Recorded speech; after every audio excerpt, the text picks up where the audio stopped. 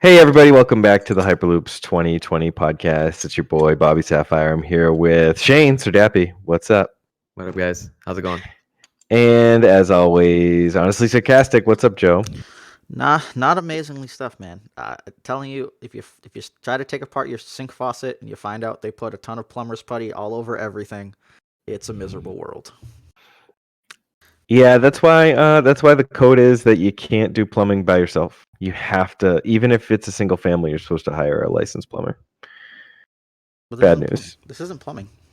All right. How is it not plumbing? Because switching out a sink I'm faucet. not going to be able to deal with you today. know, I I might know. just have to leave. You're being a fucking douchebag. Okay. It's a fucking plumbing. There are pipes. Water goes through it. Jesus Christ. Go ahead. You lead the way. I'll keep playing Magic. No, go ahead. I was just being me. Come on. You got it. You're in control. Oh, Jesus. Okay. So I guess the big thing we've talked about it in the separate podcast we had, but not with Shane. And we've had some time to really think over it, which is Star Wars Destiny telling us that everything's pretty much over. We're going to get Set 9 covert missions. They're not going to release Set 10. There's going to be a special event for that. And then just Worlds as a whole. Any thoughts, Shane? Because I know you weren't in on the last one. Oh yeah, and I mean I agree with you. Everything everyone said. It's sad to see it go. I was in the hopeful camp, so I was hoping that it would just be another year. Much like you guys, I think some of you guys said. I thought I had more time, but that's about it, right? So it's gonna end. I will openly say I'm not really into the public, like community-driven games. So my time with Star Wars will probably end at Worlds, and I've had a good time. I hope to find the next game we can all kind of enjoy together as a community. Do you think that you won't have the itch to play with the set 10 cards if they drop, even if it's like, you say it's like community driven? I assume you're talking that you like, are you comparing that to like community driven OP, or are you talking when they start like coming out with their own cards and stuff? Because do you think that you won't be interested in playing like even community driven tournaments if we had come up with our own prizes, or there was a reason for all of us to get together just to play with the new stuff? So there's a little bit of difference, right? So I don't think I'm going to want to play a community driven OP. Not that it matters, I guess, anything, but I've never had success. Let me say it's wrong. I've never seen a community driven really have super huge success. I didn't play the Star Wars one, so I believe you when you say that thing has like huge community driven success, but I feel like that's because of things you said, right? They have just a good committee and the funds to do it. I don't know what we'll get out of it, and I'm not super interested. I like the fact that people are doing it, but to me, community games are not my thing. I'd rather just play something that has a company behind it, a structured OP that I think is good, and some sort of I don't know. It feels like a future. I just feel like when a community driven is so unknown.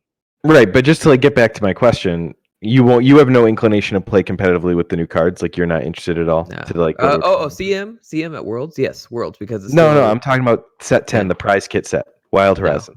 No, I haven't even looked at what they've said that's going to happen with that, so not interested at all. Because the Star Wars Decipher game, they give away about 5,000 per World Championships. First place ends up being like $2,000, I think, or 2,500.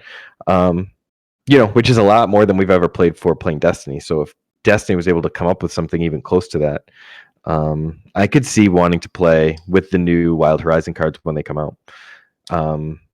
I think like the support part for me comes from like the support I want from a company is the printing of cards, and I could give a shit who runs the tournaments. If there was a tournament series that was run by someone other than FFG and it was good and people went, I would happily do it. For the most part, we haven't had a reason to do that. We've had like failed attempts to do cash tournaments at Gen Con and stuff.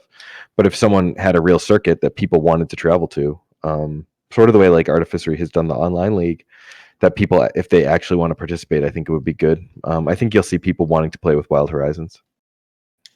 Yeah, I agree. If they change the structure and they get people to come out, the problem is that I don't think we've had that, like money has not been the driving force for a majority of the players we have in our community, I feel like.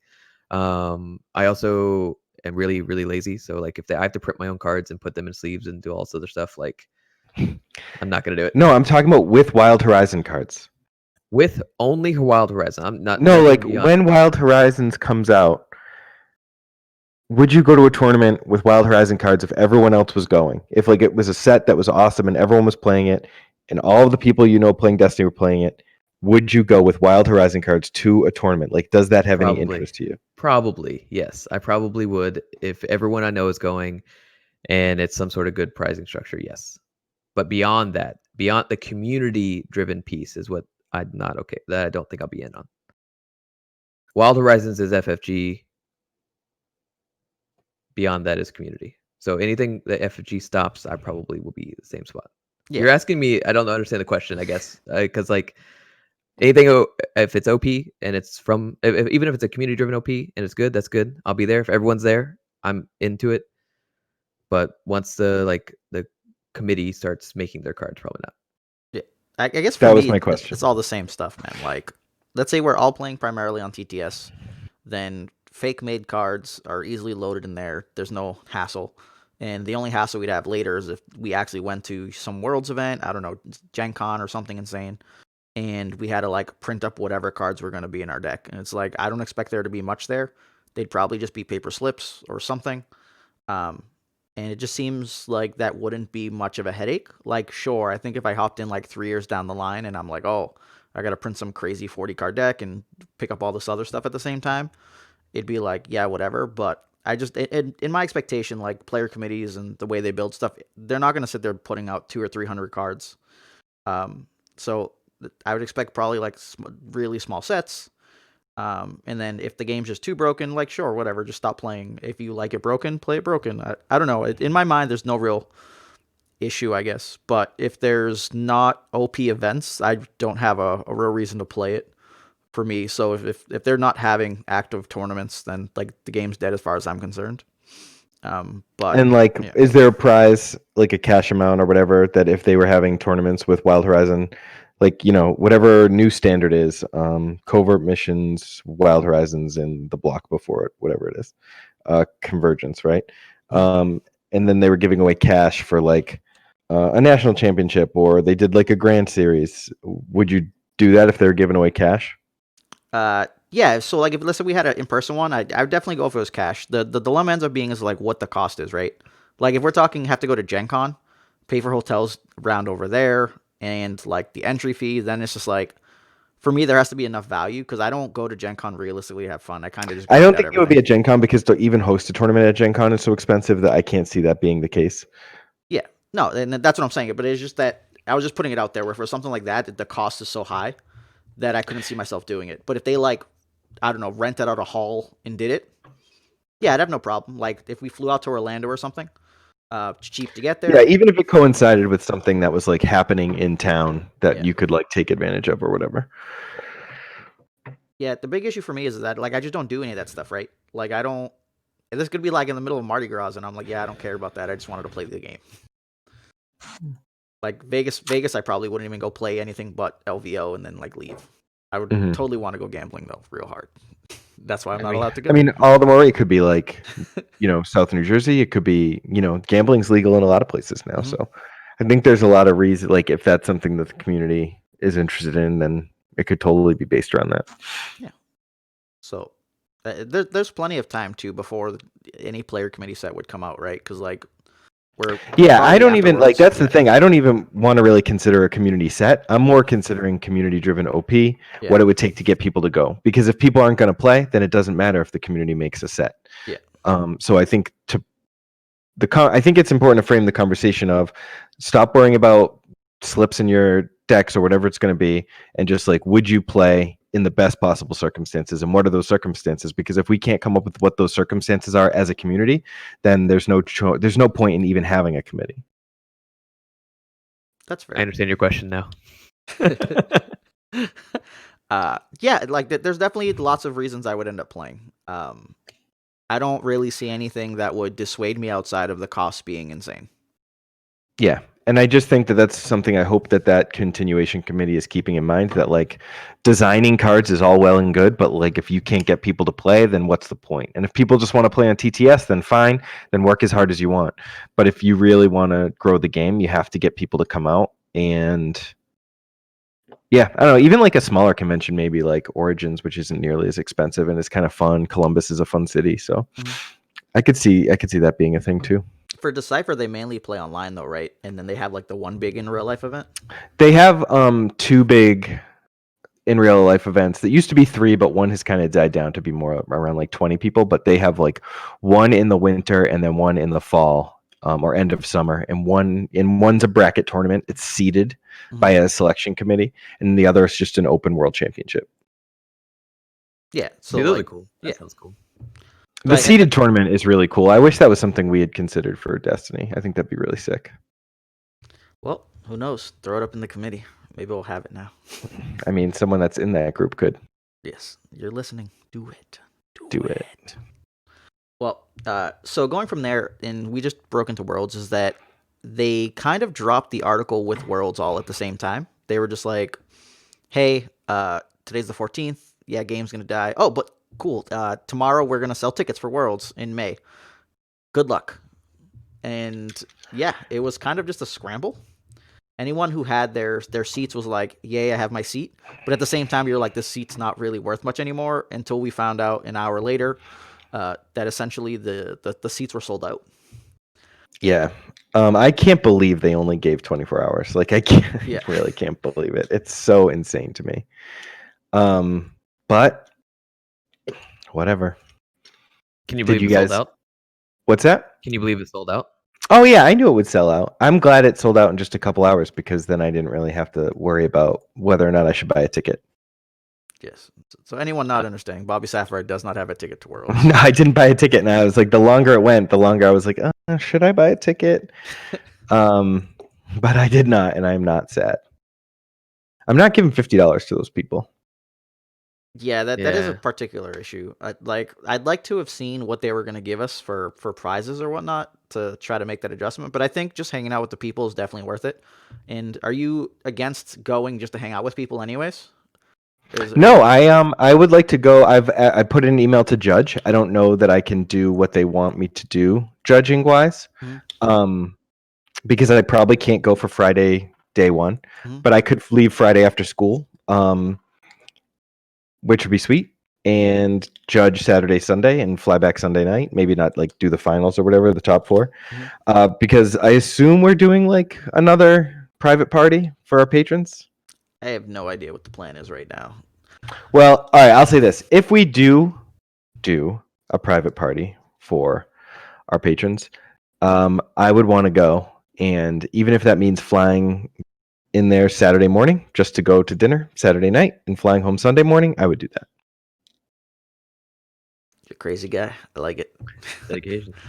But I yeah, mean, that's important to me. That like paying $50. If they had said like, oh, since we're not doing any invite series and you won Gen Con last year, or like, you know, if you won an invite or whatever, I would maybe have considered it. But having to pay the $50 is like no bueno. 24-hour notice. Like I can't reinforce that kind of behavior. yeah, the 24 Yeah, I hour am notice is insane. surprised. Yeah, and here's the thing. Like, I get it. They want to get it out there. They want to get the people to plan. But like, 24 hours is insane. Not knowing what you're playing for. I know it's like doesn't matter, but like not knowing any of the prizes, side events, what's going on. You just know things are gonna happen.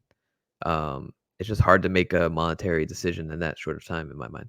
Like, if I would have been one of the ones that didn't get a ticket if I didn't already have a reserve seat. Yeah, and this is like this isn't a game played by a bunch of 20-year-olds. This is a game played by adults with lives and jobs. So all the more reason where I'm like, yeah, just shocked that that's what they did. Yeah. I'm trying to think like how many people do you think are going to be there per day? Because we have day 1 and day 2, or day 1A and 1B. What would you guys put the number of attendees at? Same as last year. I think it'll be about 500 sign up and only like 430 show up. Yeah, my guess would be like 200 to 250 a day. Is what the max was for filling up. I'm trying to think like how big the day ones were in 2018. Do you know? They were like 120, 130 or something. I think we maxed at like 100 per day. I feel like one of them had a little over it, which I think was the Saturday. I think we had like an extra 20 people, but I was pretty sure like Thursday was like 90. or whatever the first day 1A was back then. I think it was like 90, then like somewhere between like 95 to 102, and then I think it was like 123. Mm-hmm. But I remember they had tons of tables up, and just none of like the last like 7 or 8 tables just never ended up getting used. Right. But yeah, so that's sort of like just taking into account, like if you just double the number, like you fill that other room where X-Wing was, that my guess would be it's somewhere around there. Yeah, that X room was big. How many people were in that event? Because you played in that one, right? I did, but I don't know because it's X-Wing. The tables were much bigger, so there's less people. I would say there might have been only like 80 or something. Yeah, so if there was 80 for X-Wing, like that has to fit like 140 for Star Wars. I feel like you get like 2 1 to a and a table. half. Yeah, I think it's 1.5 per X-Wing table. Yeah. So So that means we're close. You have 120. 2, you get 3. Yeah.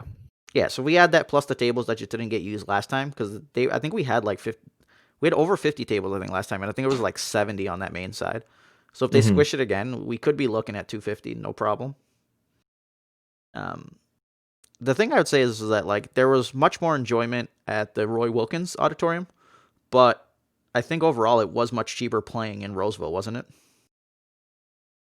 Like I think the places to stay were cheaper, even though it wasn't that far off. It's just because St. Paul versus Roseville. Yeah, I don't necessarily remember how much we spent staying there. There's like nothing really close to the FFG Center.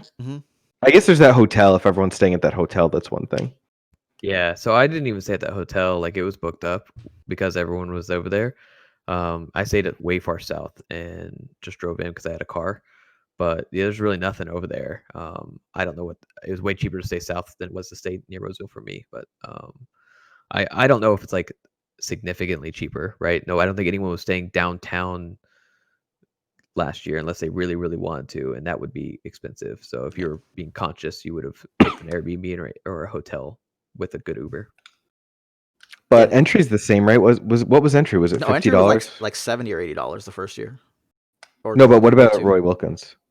80. Yeah, I didn't pay for either one, 50? So I have no idea. It was 50 last year. It was 50. Was it? Yeah, I think it was. You just click the button. You don't look at the amount. I don't, but I'm pretty sure I put 50. I'm pretty sure it was 50 because I was like, oh. I'm pretty sure it was 50 because I got reimbursed 50. Okay, then there you go. What do you get for winning an event? Glory. So yeah, I'd be. What do you guys think they're gonna get for prizes? Like, do you think we'll actually get Worlds prizes this time? Because I think every year we kind of get shafted. Like, will they just go out with a bang? And I don't mean like someone's getting a car. I just mean like something where we're like actually content. It's cool stuff. No. I think it'll be what they have monochromes and the shield tokens, and then like maybe some Wild Horizon stuff, or maybe some. I don't know. I really don't. I think that they'll have some new stuff, but I don't think it'll be anything as great as what they already did. Possibly some more monochromes. Possibly, like that's the thing. They would have had to been producing stuff a long time ago. I think the metal tokens, if they remake some new ones, would be sweet. Because then we like wait out for the X-Wing people. Yeah, I sold too early. We love you, X-Wing people. You guys buy stuff for insane prices. I don't understand. But yeah, I don't know what they would really. I don't know why they would do it if this game is already not making money for them. They're not going to like further lose money. They already sold out Worlds. They had to think that they were going to sell out Worlds. Yeah, but even then, like I don't think they thought they would do it last time. I don't know. Like you said, we paid like 70 the year before, and they gave us T-shirts and deck boxes and stuff. So, actually, they didn't give us the deck boxes in that Worlds. They gave us to us at For us, we got ours at Gen Con. The Worlds didn't give out those. No, the first Worlds they gave. I feel like they gave out swag. They did give out. Deck boxes. They had a shirt. Yeah, they definitely had a shirt. There was a shirt. There was a. Binders and sleeves. Yeah, binders. Yeah, the sleeves were no. But I couldn't sell the sleeves. Luckily, at Worlds, we'll actually have a brand new meta, which we thought we'd have for the last like 4 months. Speaking of new metas that don't exist, LVO. Yeah, they exist. What are you talking about? That's my life right now. Yeah, it's a same meta from like a month. That means it's your life too, Joe. Oh no. Because you're the only one that is free enough to play. Everyone else is so busy. Yes. Free. All right. So LVO, we have it next week. How you feeling? No idea. What's been winning primes has been kind of crazy. Again, I think we're good at picking. I think in general, most of the time we're pretty good at guessing the meta. So I think it's going to be Mill, Palp, and Raylo. Got to beat those three things. Yeah. If you can find something that beats those three, you'll be in a very solid spot. And coming from Spain, go ahead. Yeah, I think if you're gonna play two. If you play 6 rounds, you're gonna play 2 Raylo, 2 Palps, 2 Jank, and a Mill. That's 7 rounds. Oh, is it? 2, Okay, 2, one and 3. 2, 2, 2, 3. 2, 2, Yeah, 1. I'm not awake. I've watched like all of you last night. Stayed up till 5. So You stayed up till 5 to watch you? yeah, you haven't seen it? I have. It's just not that great. I don't know why you'd stay up till 5 other than like wait till the next day. Because I don't have time during the day. I only have time during the night. So like if I don't watch it during the day, and I get sucked in easily. And I liked it a lot.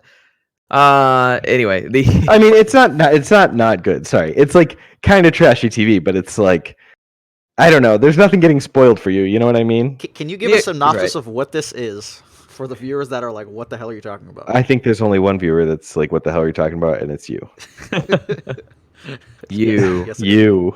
You. Okay. Hey, you. So what's the synopsis? Give it to us. It's just this dude who stalks girls and like murders them, but then season 2 is like a twist. Wait. It's out of love. It's out of love. Oh, Yeah. that's the one where they do it from his and then perspective, murders right? them.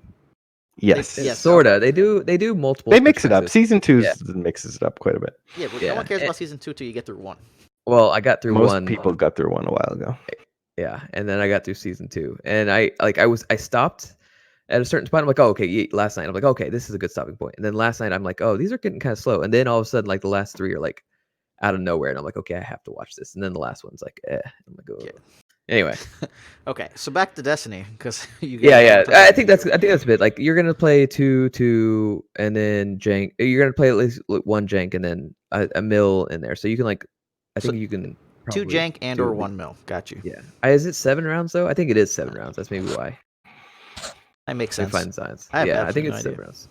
But coming from Spain, in Zaragoza, we have a new contender. Kit Bale long-term plan. This deck's crazy. When you heard the news, what were you thinking? It's like international meta doesn't matter. Yep. That's shots fired. Pew pew, guys. Into the Jank tank is where I think it'll go. All the siege. I think this is the one where I remember seeing like the other parts of top 8 actually had like viable decks, right? Like there were 2 of these, and then I think it had like Snokemando Mud, Palp 2 Piet made first in top 8. They were first seed in top 8. So like in the Satine Droids was there too. So like there were some useful things. I don't know. I can't remember if we saw Palp 3 though or Raylo as much. I think there was 1 Raylo. But they came out and they won, and I think 2 of them. I think they played each other in top 4, if I'm not mistaken, because they were on the same side of the bracket. But on the screen, you guys can see the list. It is a heck of a doozy. Mr. Bobby Sapphire is going to put the deck link with I don't know what the heck that's called, the page. With the podcast post. Yeah. I'll probably put the image too. This deck is sweet. I can't believe how many like quote unquote bad cards are in here. It's just kind of amazing. Yeah, like there's so many like very questionable choices, but the guy won a prime, so like whatever, YOLO, it's awesome. This is the epitome of I'm gonna have some reps with a deck. I'm gonna know its plan, and nobody else is gonna know its plan, and I'm gonna win. That's what happened. But like, even beyond that, like his 2 mitigation cards being like Disciplined Mind, you know, are just like, and Jedi Mind Trick, he's just all in on that. Guardian of the Wills doesn't make someone a Jedi or anything, right? So like, yeah, it's just like, yeah, you better hope they don't kill Kit. I don't know. A lot of these cards be dead. He's got 2 you are in command now. It's just like crazy town. He was definitely all in on Kit because he couldn't like win the game without him. I guess you could put a couple upgrades on Bale and untap him a few times and like sneak a kill, but that's still relatively brutal overall. But for those of you listening, just a quick rundown on the deck. I'm going to do it speed, so sorry, apologies. 2 Admiral, 1 Dagger of Mortis, 1 Guardian of the Wills, 1 Heirloom Lightsaber, 2 Jedi Lightsaber, 2 Luke Skywalker's Lightning Rod, 1 Mace Windu's Lightsaber, 2 Neiman Mastery, 2 Rebellion Leader, 1 Rey's Lightsaber. Supports 4, 1 Dex Diner, 1 Nexus of Power. Yes, you heard it, folks. I mean, you Nexus should of be Power. as emphatic about Dex's Diner than the Nexus I of hate Power. no because Nexus Diner has been seen for a very long time. People love that card and I hate it. Oh, a long time ago, not No, you know. everyone who played like Slow Decks had like Dex Diner, but those weren't like the people that won usually. I feel like that card's been MIA, but keep going. Yeah, 2 Suppressive Fires. Then we get into the event suite. 2 Discipline Mind, 2 Field Medic, 2 Hidden Motives, 1 Jedi Mind Trick, 2 Pacifies, and 2 You Are in Command Now.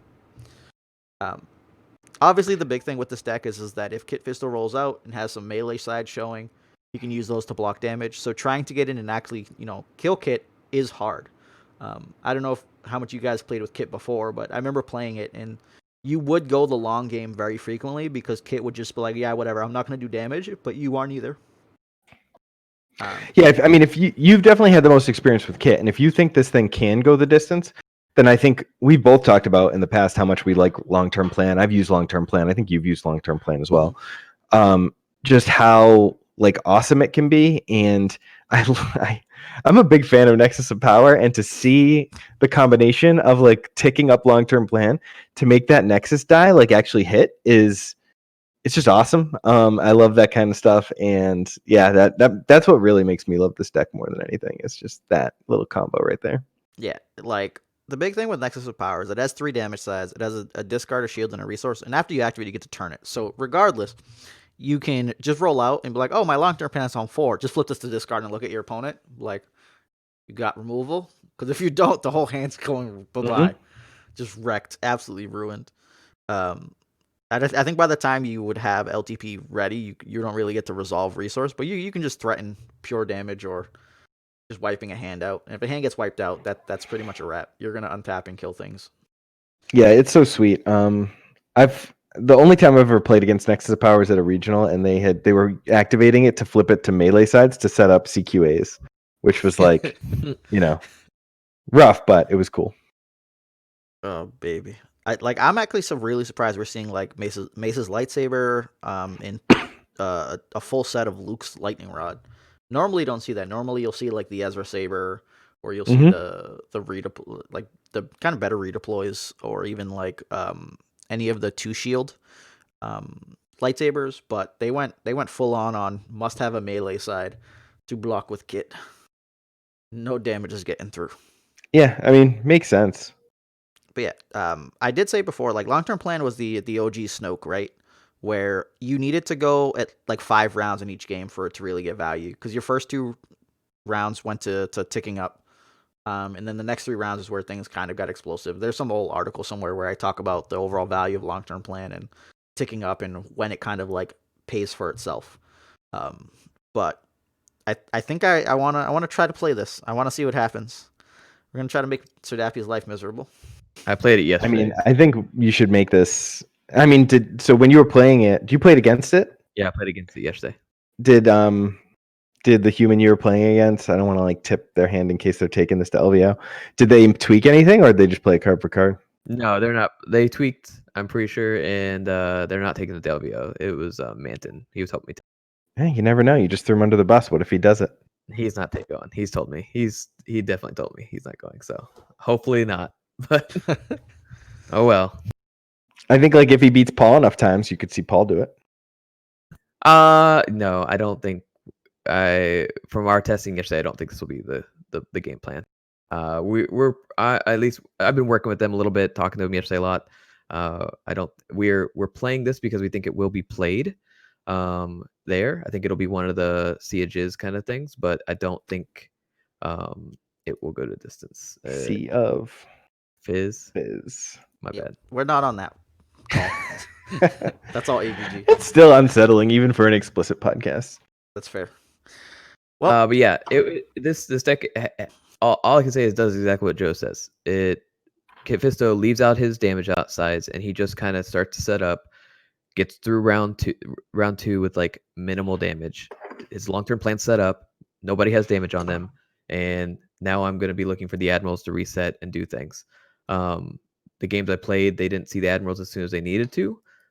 So I would expect that if they did, it would have been much harder for me. But because they weren't doing damage, I was doing damage. They weren't doing damage. So like I had a full character with full upgrade suite, and I had like 4 damage between the two of them once they started to see like admiral stuff, and I'm like, that's fine. I'm getting full dice at you, and you're getting a reset, but I just have to save it for that 1 die, and it was pretty good. I could see why they won. As I said, I think it was like nobody knew the plan, nobody understood it, and all of a sudden you're getting hit with 5s out of nowhere, and you're like, oh, that's how this works. And Yeah, and if people go after Bale first because they don't think they can get Kit, I guess that plays into like why he has Jedi Mind Trick, why he has Discipline Mind, and he can just smash face. right. Yeah, I think you would have those regardless though, because you're all in on the guy. So if he dies, it's pretty much a wrap. You could like there's ways to do some stuff with like Bale 2 upgrades and he just like Admiral, untap smash for 3 or 4, untap smash for 3 or 4. Yeah, it feels like it's just take a like guy yellow out. palp, right? It's just yellow palp. They're trying to go all in on this one guy. Definitely, Bale could still kill though. To be fair, like if Bale picks up a dagger and a ray saber and has an Admiral, like that's With kind of long-term scary. plan, With right? long-term plan, that's Yeah. scary, right? Like Yeah. No, I can see. That's what I'm saying. I think I could see that as this one, and I think it will be at LVO, and you have to prepare for it if you're trying to play. All right. So other stuff in the meta, we talked about Ray, we talked about Palp, we talked about Mill. Is there anything else you see kind of like popping up out of nowhere? This clearly came out the cut. We haven't seen an LTP deck do anything since the dawn of time, I think. Yeah, since like Rose. Since Rose delete Jetta Rose Jetta. to Jetta, yeah. Oh. That was a really long time ago too. I don't know. I can kind of run you down what I've been trying to break the meta, but it's never that easy. I had a Mace Admiral with C3PO and profitable connections, and I just hard mull for R2 early, and then start to do similar stuff to this, but hopefully with 3PO and Mace finding the admirals quicker. This one seems a little bit better in my mind, just because of the discount and the long-term plan is pretty cool. I have been trying to build admiral stuff. I really think admiral's in a good spot. So I was, as you can see, I posted all the discords asking to purchase admirals because I don't have it. So I was like, okay. So I actually built Han, the special Han, neutral one, with Poe.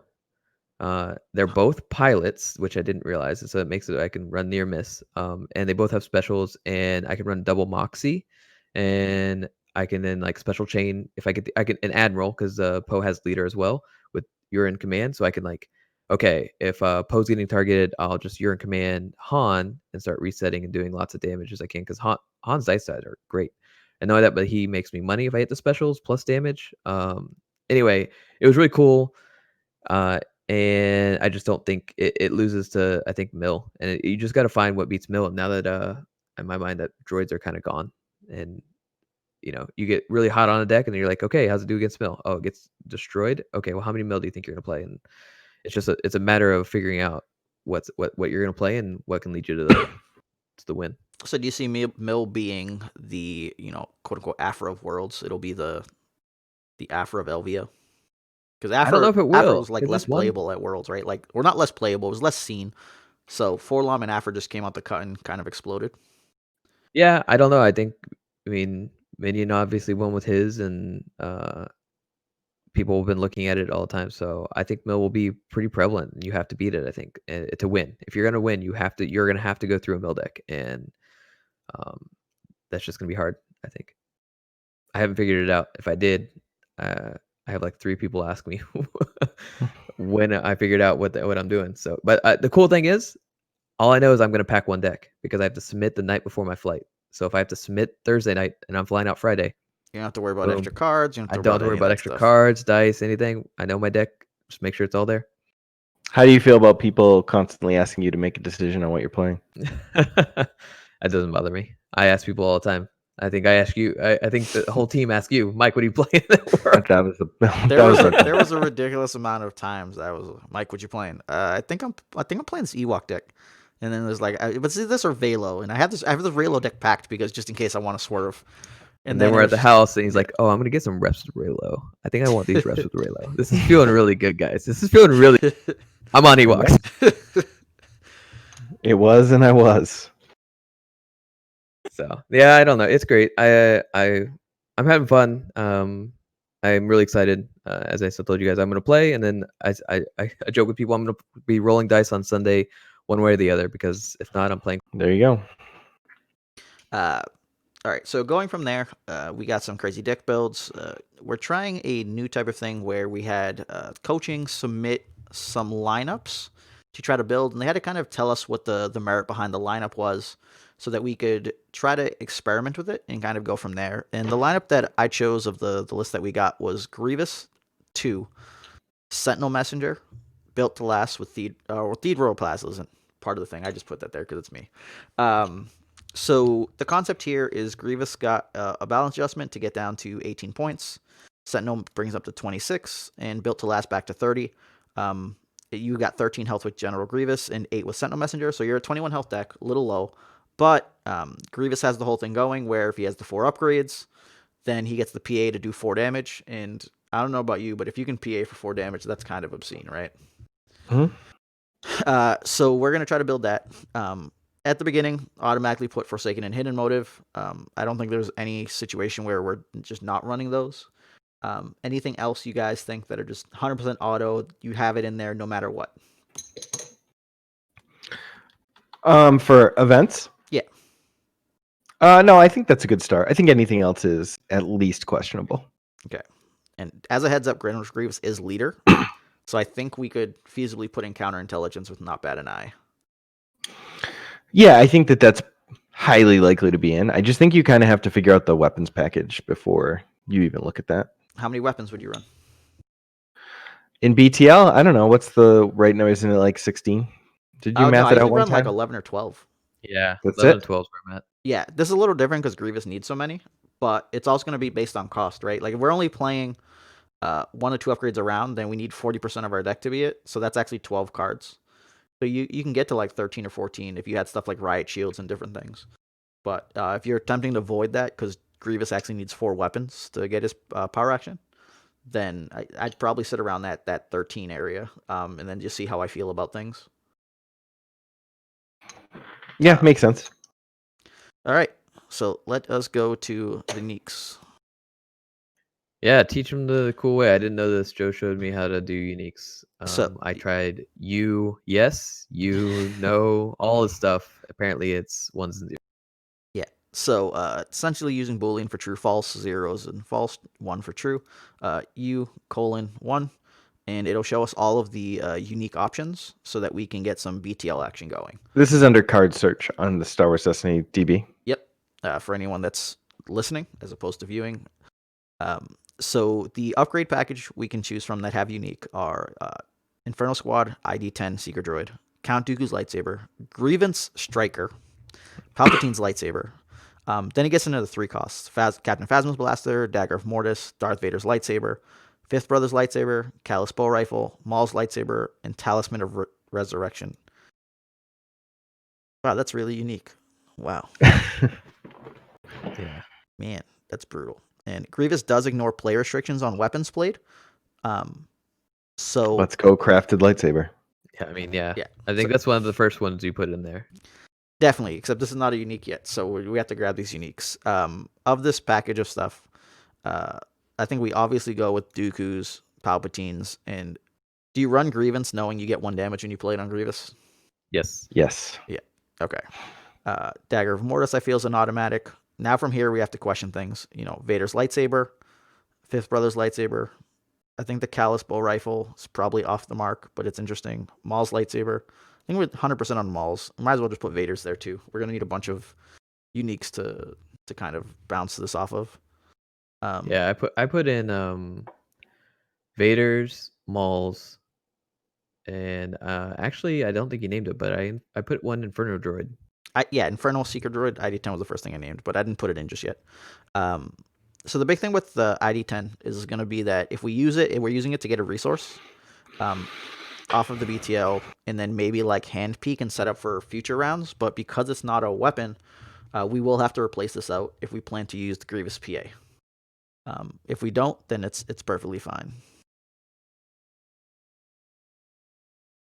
Yeah, I put it there for a good ramp early. I put it there for hand peek. It's also another droid if some reason they're targeting Sentinel Messenger. If you're going to run automated defense. Mhm. Well, So, of the 2 drops, Dooku's, Grievance, Palpatine, do you want 2 of any of them? What about ID10? No. I don't think so, but I think you can make a case for the ID10 just because you want to hit it early and then get out of it. That's fair. I feel like for me, there's a world where I would be fine. Let me look at playing a second Palp's lightsaber. Even though we don't have any abilities to generate the extra resource, it has viable sides, and I'm concerned about only having like 3 drops after this. Like we have 8 right now if we have 2 ID10s. So are we fine with 8? 8's what? About 1/4 of the deck. You'd be cutting it a little close to make sure you have a unique every round. Yeah, it feels low to me. I feel like if you're gonna go all in on this, that you kind of have to hedge in the direction of making sure you get it off. Yeah. Because like otherwise, you're playing a pretty underpowered deck. Yeah. Well, so this is just for the uniques. We have non-uniques we can go into after. Right. But if you're not using the whole point of BTL, then yeah, you're losing a point. So I think I went to a 9th one. I put in the second Palp lightsaber. If we find something else stands out, we can kind of go back. If we felt like we want like Fifth Brother's lightsaber, the big issue with Fifth Brother lightsaber is that modified resource side's a little scary. But it does do a damage when you resolve it, so it does look like it's 2 damage, 3 damage, 4 damage. Shields plus a damage, and then if you can get the resource and the damage, all of those sides would be solid. But I think I would probably just run like Vader's lightsaber or Maul's lightsaber as a 2 of instead if I was going past my 2 drops, which I don't want to. So let's flip to the other side. We went to non-uniques, and I'm gonna make sure it has a die. Whatever. Die setup is 1. So from here, I think we're only going to go full on weapons, so we just kind of ignored everything that wasn't a weapon. You guys mentioned it before. Crafted lightsaber is a huge one when it comes to the guys that ignores play restrictions, because you can just play it natural on them, and 2 for 1 plus 3 resource is pretty insane. In your view, is there anything else you would want to have in there? Like, do you want like punch daggers? They're not amazing, but they help set up for the Grievous ability. Or do we just kind of go, if we get the Grievous ability, we get the Grievous ability? Because that's going to be the big thing, right? Whether you go for it or not. I put punch daggers. So just because there's so few options and unique, that I didn't want to go with 3 ofs or 2 ofs in the 3 cost area. So I was like, I'm already only at 9 or 8. So 2 crafted lightsabers gets me to 10. And then I thought to get me to 12, I thought the best option was the punch daggers.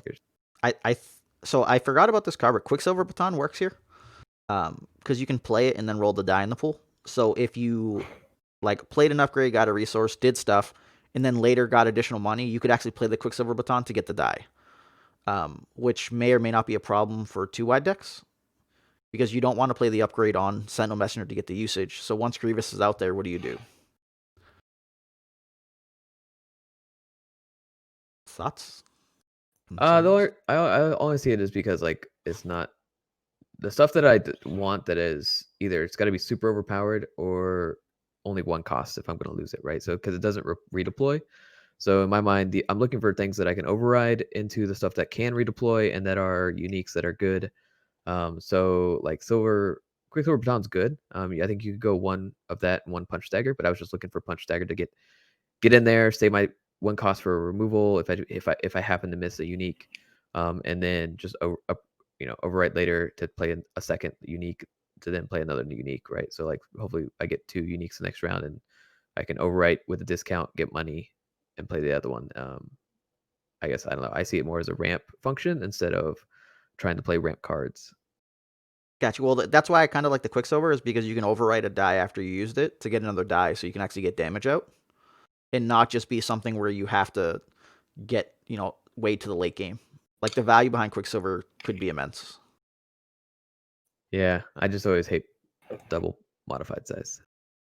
Well, that's why I'm saying it's after you activate them. So like you've played an upgrade, you rolled out, and now you have the You know the you damage have it. showing. Yeah. Yeah. Okay. Yeah, I mean, I think it's a good. I think that's an option. I don't disagree with it. I just think it's. I Not think then you amazing. either do it over a punch dagger, or I don't think you have 2 punch daggers and that. I think you either do one. I really don't want Punch Dagger. That is so terrible.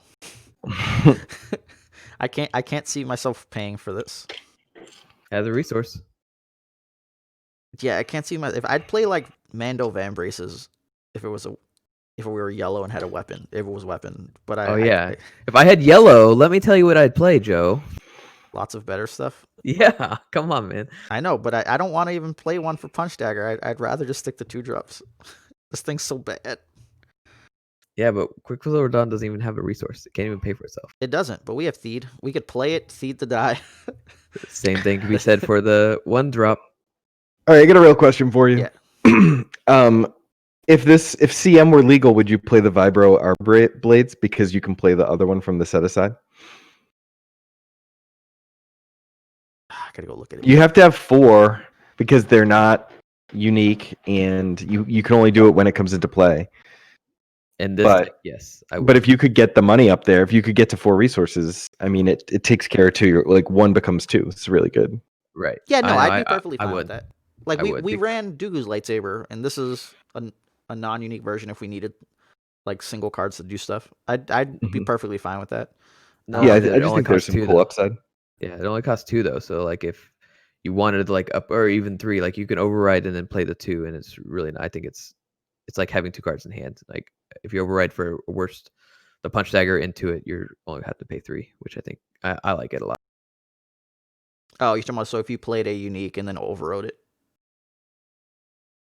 Yeah, just different ways to make it discount for these. Yeah, I guess that's true. You could just you could do that. That'd be cool. Yeah, actually, that's really good. That makes it a no-brainer. I wasn't thinking of that thing. Yeah, the override's I think where it makes most of the gusto there, because like you could either set up or play the other one and then overwrite the first one. But even then, you'd have it at that point, right? So like your overwrite would have to be better, because you could just play this and ignore the other one. So like the other card would have to. So you do it over ID10 pretty much. You could, or Grievous Striker. Or Grievous Striker, yeah. It would make me actually play more Grievous. Like if we had that, I'd probably play 2 Grievous Strikers just for that kind of like combo plays. Like I would get the damage out of Grievous Striker and then override it to the other 2. Yeah, I would consider it. I think it one-ofs where it at. So I think we'll go one-ofs for the stuff we're not sure. So 2 Crafteds, 1 Quicksilver. That gets us to 12. I am the type to really not go past the 12 unless we find that it's like absolutely necessary. So I would leave it like this for now. We can go back and add a punch dagger for Sodapi before I cut myself. So angry about that punch dagger. All your points, you didn't make any sense on your points. That's what I'm trying to say. You're like, hey, we could do Theed. Or if I had a yellow, I'd do this. Like, no, but Theed you have to roll out. I'm saying you could just cast Quicksilver, it rolls itself out, and then you could Theed it away. That's okay. That makes sense. I think if you have the Vibro Blades, it makes more of a case to play less, because you can play 2 and then still go get the second when you need it. Yeah. There's lots of different options there. You could.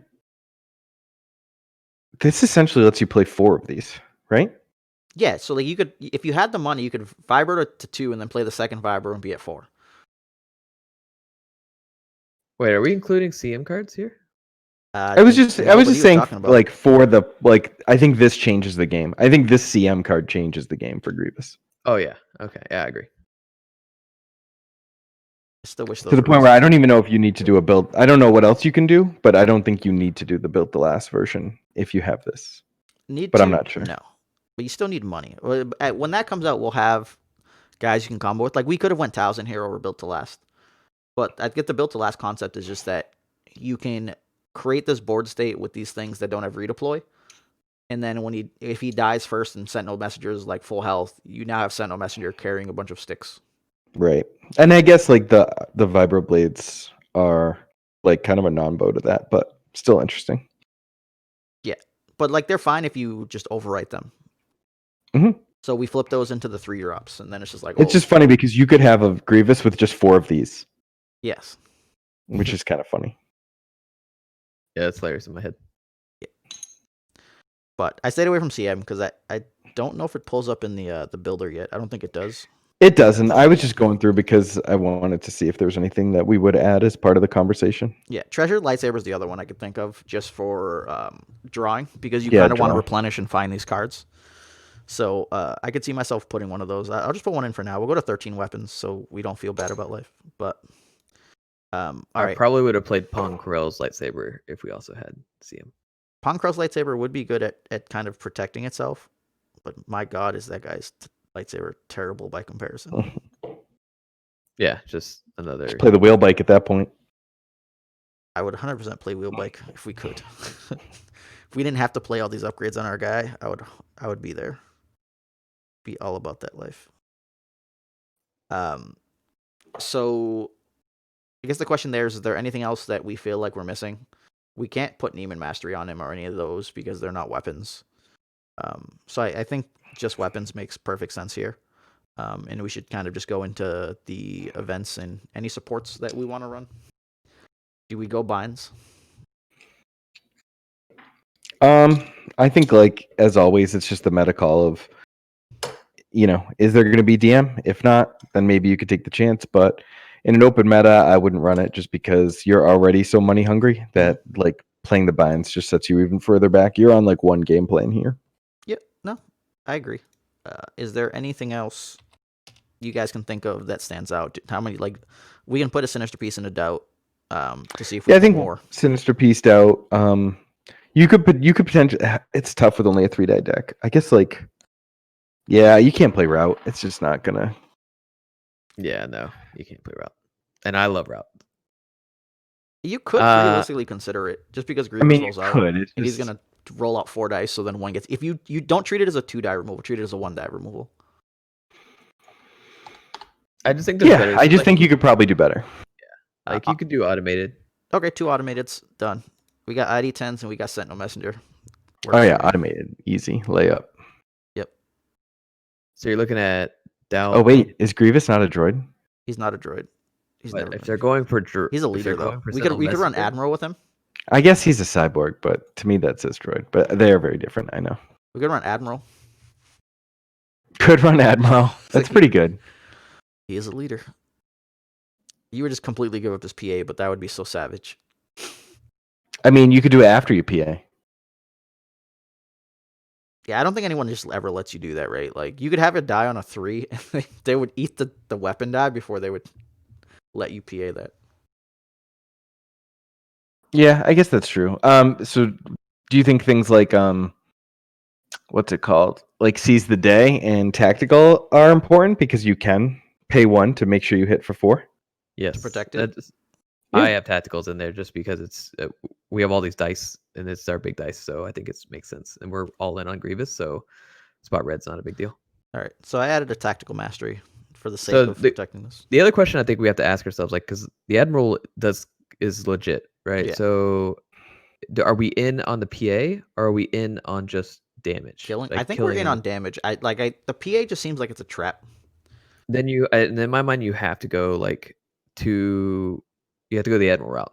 If you go the Admiral route, then you're not worried about it because you can override into it off one of your 3s or anything like that. And I think you have to play you're in command now and the Admiral and just go crazy with it and try to reset Grievous as many times as you can. Yeah, I mean, you could definitely do that. It makes a case for like even having some higher cost stuff, so you could re-override Admiral. I think it just makes the deck deeper. It gives it more options rather than being all in on the PA. It just gives you something else to do. You PA when you can, you Admiral when you can, and you just try and make it so your deck is always ready to do something OP. I find that agreeable. So after adding the 2 admirals, we are now at 15 upgrades, and we have 2 Euron commands. Our removal package is still only at 6 cards. Actually, so I lied. That's 8 now because we have 6 for 0 and 2 automateds. I only have 1 tactical in there for now. We have 3 slots. Ramp. Are there any ramp cards that we need? I don't know if we could realistically try to even run stuff like respite, or I cannot remember the one where if you have the battlefield, you get a resource, or logistics, Fresh supplies. fresh supplies. Yeah. Logistics is interesting with some of the weapons that we put in, but it's just so inconsistent. Yeah. Yeah, I don't know. Like mobilize is another, but we're just we're not necessarily getting to 3. So There's that Grievous card. If you spot Grievous, play a weapon minusing the amount that it's less than, like how many weapons he has on him. Furious Assault? I don't remember. Hold on. No, Fierce Assault's the one that rolls out. There's one though that says, "Hey, play like a weapon. It's cost 1, and then you play it minus however many's on him." So really, effectively, the best is like 2 or. It's a well armed. Choose a weapon from your hand and play it, decreasing its cost by the number of weapons on one of your characters. It costs 1 already, so you would need 2 weapons in order to make this a discount. I think that's fine. So if you have 2 weapons out, then you're saving 1 resource via this card. Yes. mm, Yeah, I don't like it that much, but here's the thing though. I was thinking like if I'm trying to figure out where because I'm at 14, 16. I just don't know where we're off, but I could take a look at your league. I have a quick. you have 2 doubts, 2 sinister piece because he only put in 1 of each. I have 2 doubts, 2 sinister piece. I only have 1 doubt, 1 sinister piece, 1 tactical. Yeah. I only have 1 counter intel there for now. Oh, gotcha. On the 15, I have 2 Admiral, 1 Dooku, 2 Crafted, 1 Dagger, 1 Darth Vader, 1 Grievance, 2 ID10, 1 Maul, 2 Palp Saber, a Quicksilver, and a Treasured. Oh, you have the treasured. That's where we're off. Okay. I said the Quicksilver. So I took the treasured out, put the Quicksilver in, and then I had 2 sinister, 2 automated, 2 counter, 2 of everything that you just said. Yeah. So yeah, we can No definitely ramp. we can definitely just flip those all to 2s. Just because, like, if you're playing counter touches, I think you do. I think Tout's too good not to play 2 because it's free. And then Sinister Piece, I feel like you're gonna have cards in your hand that you just don't want to play. Right? You have your best package down, and you're gonna have ability to throw it away. Usually, I only like to run 1 Sinister Piece, but I think there's an argument to be made for 2 here. I just think you're going to run out of cards in your hand because of the weapons, but because you need to play them all, and we're trying to play them all. But I get it; you're going to be clogged. Yeah, like I guess if especially the way I'm going is with just one. I don't have any daggers in here because I hate that thing. The costs are going to be so high that normally you'll pay 2, get 1 back, and then I think the next round is where I'm then trying to play 2 of them to get to 3. So I could see where that setup is much more viable. I just feel like I guess it'd probably be fine like this, even if you. It's just starting with the crafted would suck. Like if you go ID10 crafted, I think you're golden. Yeah, I agree. I think the other thing is like all of our removal is 0 except for automated. If you do 2, and like that's perfectly fine. I think there's probably some 2-drop that we could realistically play for late game, but it would be brutal early. Like Decisive Blow is the disgusting one. I think if you hit like a Raylo and you hit a Palp and you just ruin all their dice. Like actually, Decisive Blow is probably that one we should have. Yeah, it's like just an automatic like blowout. Ruin Palp. Yeah, that's you can just do 1 sinister piece for 1. Take out 1 sinister and put in 1 decisive. All right, I'll do that. That's the one that's questionable for me more than Sinister Piece. I like Sinister Piece being kind of being pseudo-automatic. There are certain dice you're like, if I doubt, I'm golden. But like if you doubt any dice from Raylo, do you feel good about it? If you doubt a Palp die, do you feel good about it? There's anything you can hit like a 2 focus or the die came out free, scares the crap out of me. For sure. I guess if you hit like a force jump, you're okay with that. I'd be just scared all the time. If you hit Soresu with doubt, then you're happy as well. Yeah, it's just not amazing in this meta right now. Yeah. I already forgot the card we talked about. Decisive. Decisive Blow. Shh, if I don't click it first, I get wrecked. Yeah, but yeah, Decisive Blow was that card. I think going into round 3, round 4 versus Palp, you're just like roll out, and then they already can't really stop stuff. So as soon as they roll out, you're just like get all of them. 8 to 10 dice removal would be obscene. Did it get reprinted? Because I'm not seeing it. Decisive Blow reprinted in Spark of Hope. Mm-hmm. Oh, okay. Cost 3. But there you have it. Grievous Sentinel built to last. Sweet. Built by 3 crazy people. Yes, for sure. 2.5. Let's go. No, definitely 3. I'm the most crazy, if anything. That's a Okay. gentleman. Well, we're on an hour. I think that's good. Good podcast, boys. Any last parting thoughts you guys want to say to the No, I viewers? just think I hope that this podcast shows that there's still a lot to talk about for Destiny, and there's still a lot to do. And that if you really, really like Destiny, don't give up. I think you can, even though like there's not going to be OP, you can still play for the next year and be pretty happy and like have a nice going away tour. And it would be nice if Wild Horizons actually comes out. It'd be nice if people like it and people want to play it. It would be nice if the community organized like an end of the year sort of like fall event, maybe around when Worlds was going to be, sometime in October, November, before the holidays. For sort of like, I know Worlds is going to be one big goodbye for a lot of people, but I think if people like Wild Horizons, there's not a reason to not go play it together. Yeah. And Shane, regardless of the fact that you say you don't want to go to events for the game if there isn't like by actual OP, FFGs suck this entire time. I think Yeah, and their prizes have been bad. Yeah. So like, I get it too because I didn't go to any non-FFG events other than like online league, but at the same time, like we deemed FFG's OP acceptable because it was run by the people who made the game. The community can not redeem. That's a different word. Can reassign who is important to run the events. Mm-hmm.